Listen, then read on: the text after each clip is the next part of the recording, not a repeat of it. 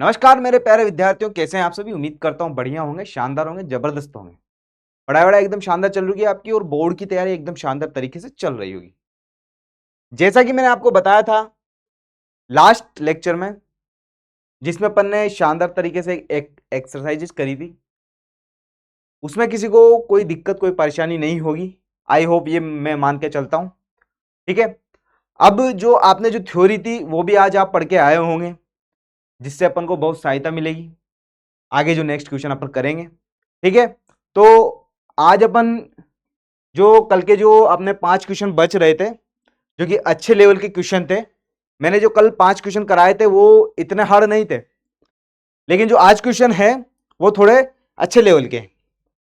तो हमको करना क्या है, सीधा सीधा अपन को समझना है क्वेश्चन क्या है, एक्टिव है या पैसिव है, और कैसे कन्वर्ट करना है कल की तरह ही, उसमें कोई चेंजेस नहीं है, उसी की तरह अपन को करना है। और सारे रूल याद करके अपन को साथ के साथ उनको भी अप्लाई करते चलना है। ठीक है, तो स्टार्ट करते हैं अपना क्वेश्चन से कि अपन ने कितने क्वेश्चन कर लिए थे कल। ठीक है, हाँ हाँ, यस, बनाने की कोशिश कीजिए इसको कि भाई पहले तो ये चीज देखिए इसमें कि ये एक्टिव है या पैसिव है। ठीक है, भाई यहां पे नहीं आ रहा है तो अपन मान सकते हैं कि ये क्या है, एक्टिव पैसिव है, एक्टिव वॉइस है। ठीक है, इसका अपन को क्या बनाना है, पैसिव वॉइस। सिंपल फंडा है, वही रूल अपन को यहां लगाना है। पहली बात, ऑब्जेक्टिव देखना है। ठीक है,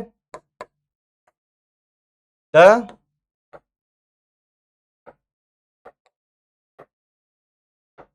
पॉलिटिकल लीडर्स, ये अपना क्या हो गया, ऑब्जेक्ट हो गया। अब ऑब्जेक्ट हो गया तो हेल्पिंग वर्ब क्या लगा रखी है उसने, वाज। और मैंने एक्टिव और पैसिव जो पढ़ाया था उसमें क्या बोला था कि जो हेल्पिंग वर्ब रहेगी वही हेल्पिंग वर्ब अपन को लगानी है।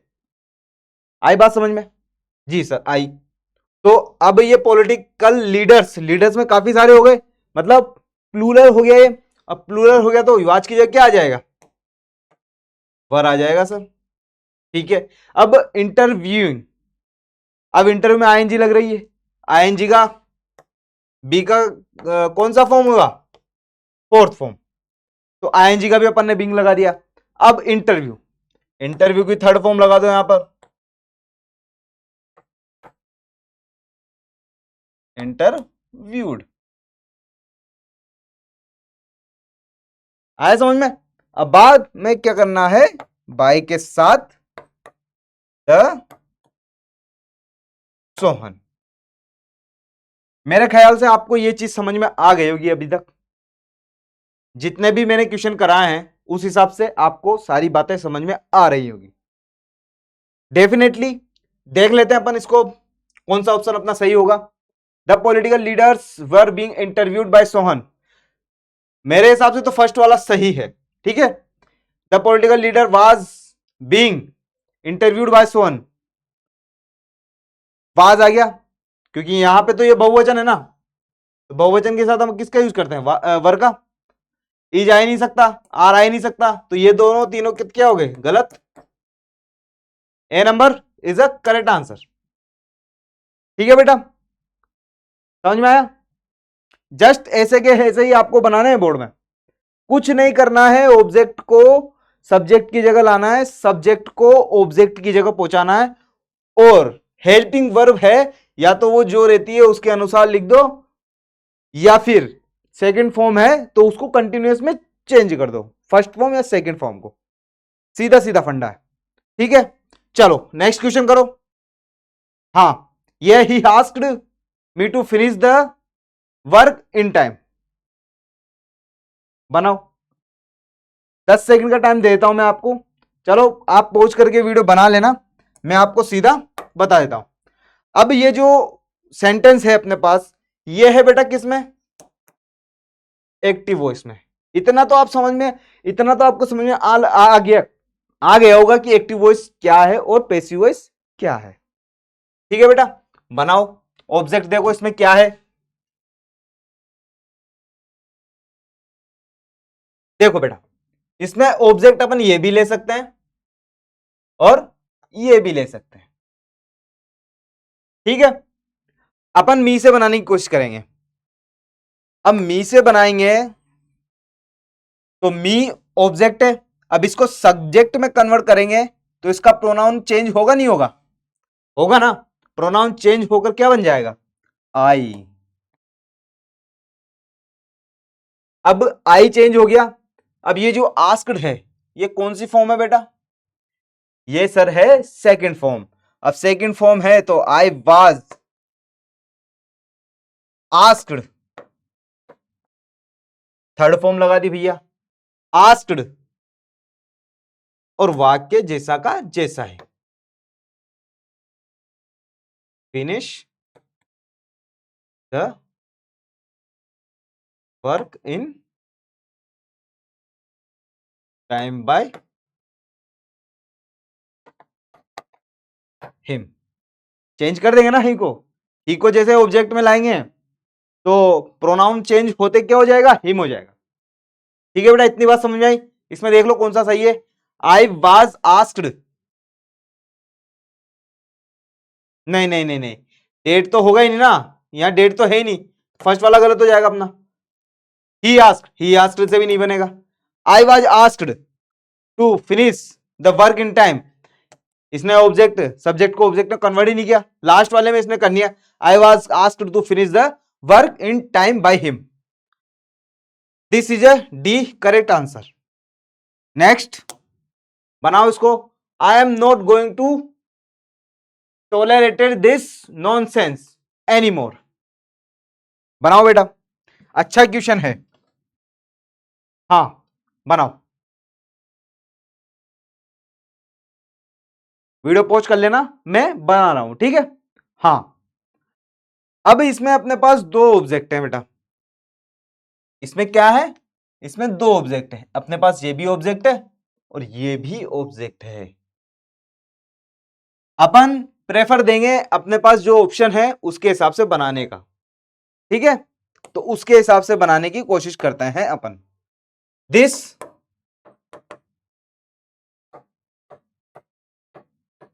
नॉनसेंस एनी मोर अब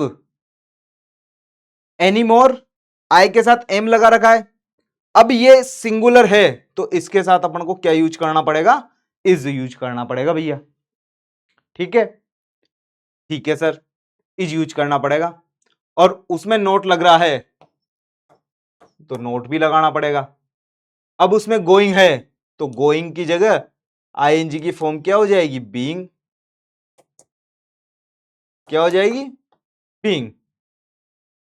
अब थर्ड फॉर्म लगानी है अपन को, गोन, ठीक है। गोन के बाद लिख दो अपना जैसे के जैसे सेंटेंस, टू टॉलरेट बाय मी। आया समझ में? इन वाक्यों का मोटिव यह है कि इसमें डबल डबल ऑब्जेक्टिव देगा, आपको कौन से ऑब्जेक्टिव से बनाना है यह आपको सोचना है, ठीक है बेटा। वहां एग्जाम में, बोर्ड एग्जाम में भी ऐसे कैसे ही देगा, आपको कंफ्यूज करने के लिए लेंथी क्वेश्चन देगा, लेकिन आपको घबराना नहीं है, शांत माइंड करके आपको समझना है, उसके बाद उसको करना है, ठीक है। फाइन, चलो देख लेते हैं कौन सा आंसर है अपना। This nonsense is not going to be tolerated by me any मोर।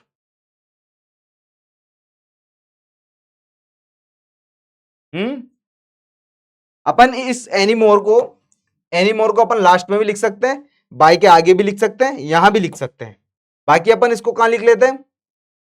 अपने ऑप्शन के हिसाब से एनी मोर, ठीक है।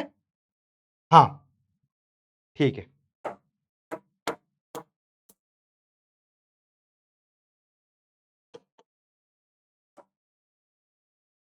सॉरी, चलो कोई नहीं, इस हिसाब से अपना आंसर क्या हो जाएगा?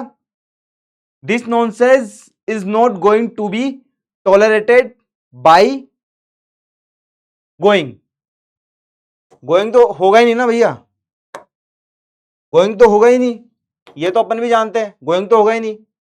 ये this is nonsense is not being gone to be tolerated by me any more, this is a correct answer of B. ठीक है, this nonsense is a not going, ये गोइंग वाला तो होगा ही नहीं ना, क्योंकि अपन को तो थर्ड फॉर्म चाहिए, पहली बात तो सीधी सी बात है, सारे cross, this is a B is a correct answer. मेरे ख्याल से ये आपको समझ में आया होगा, फिर भी समझ में नहीं आया तो कमेंट कर देना, अपन फिर बता देंगे। ठीक है, नेक्स्ट क्वेश्चन आपकी स्क्रीन पे एक और, इसको करिए, शानदार क्वेश्चन है, आज की क्लास का लास्ट क्वेश्चन। हाँ बनाओ, कोई नहीं, आप वीडियो पोस्ट करके बनाओ आराम से, मैं बना देता हूं यहां पे, है ना। ठीक है बेटा, अब इसमें अपन को क्या पहचानना है, ऑब्जेक्ट, ऑब्जेक्ट भाई साहब यहां भी है, the food and send it to the orphanage, अपन इसको ऑर्फनेज से भी बना सकते हैं, ठीक है, और द फूड से भी बना सकते हैं, समझ में आ रही है बात। चलो अपन बनाएंगे द फूड से,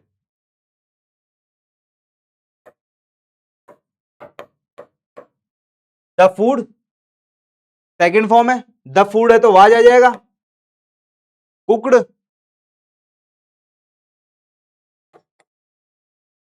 कुकड, बाकी सारा का सारा सेंटेंस अपन को क्या करना है, ऐसे का ऐसे ही उतार देना है, ठीक है, and sent it to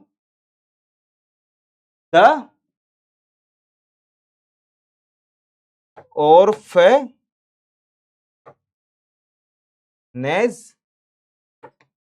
bye them.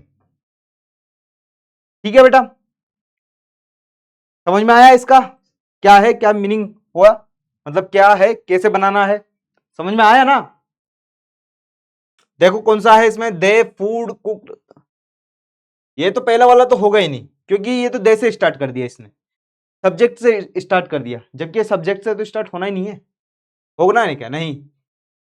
The food was cooked and send it, send it to the orphanage by them.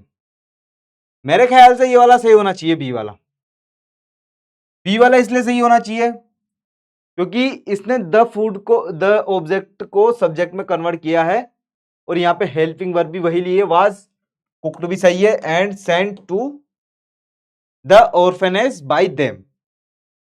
ठीक है, सी देखो, the food was sent to the orphanage by them, इसमें हेल्पिंग वर्ब कहां गया, helping verb कहां गया इसका, helping verb तो है नहीं इसमें, अब इसमें हेल्पिंग वर्ब है लेकिन इसने वाक्य पूरा नहीं किया, लेकिन सर इसने जो बी नंबर का जो बनाया है वो is a correct answer, the food was cooked and send it to the orphanage by them, यहां पर इट टू कर लेना बेटा, ठीक है, क्यों इट टू करना है, क्योंकि ये मिसप्रिंट हो गया होगा, गलती से इट नहीं लिख पाया वो, है ना, डीटीपी, इसलिए ऐसा हो गया होगा, ठीक है ना। तो अपना आंसर क्या हो जाएगा, बी नंबर का अपना आंसर हो जाएगा भैया, ठीक है। इसी प्रकार से आपको बोर्ड एग्जाम में भी करने हैं ऐसे कैसे क्वेश्चन, मेरे ख्याल से आपको ये वीडियो भी शानदार लगा होगा, और जो मैंने क्वेश्चन कराए हैं आपको वो भी एकदम जबरदस्त तरीके से कराए हैं। आई होप कि आपको ये वीडियो शानदार लगा होगा, सारी चीजें आपकी समझ में आई होगी, सारा कंसेप्ट आपका क्लियर हुआ होगा, मेरा ये मानना है। लेकिन आपको ये वीडियो कैसी लगी कमेंट बॉक्स में बताइए, जिससे मेरे को भी इंटेंशन मिले कि हम मेरे को किस प्रकार का वीडियो बनाना है, ठीक है। और वीडियो बनानी कैसी है ये भी आप कमेंट कीजिए कि किस टॉपिक पे मैं बनाऊं, ठीक है। हालांकि अभी तो मैं मेरे हिसाब से बना रहा हूं, आपको अच्छी लग रही है, शानदार है, बढ़िया लग रही है, अच्छा व्यूज आ रहा है, ठीक है। तो ठीक है बेटा, आज के लिए इतना ही करते हैं, बहुत बहुत धन्यवाद क्लास से जुड़े रहने के लिए। और मेरा ये मानना था कि आप इस जो टॉपिक को मैं ले रहा हूं तो इसको बार बार रिवाइज कीजिए। इससे क्या होगा कि आपके माइंड में मेंटेलिटी सेट हो जाएगी कि हमको ये पढ़ना है, और माइंड बार बार उसी कंफ्यूजन में दौड़ता रहेगा। वो दौड़ता रहेगा तो चीजें याद भी रहने लगेगी, और जैसे चीजें याद रहने लगेगी वैसे वाक्य बनना स्टार्ट हो जाएंगे। ठीक है बेटा, तो आज की वीडियो को यहीं रखते हैं, मिलते हैं नेक्स्ट वीडियो में। धन्यवाद। जय हिंद, जय भारत।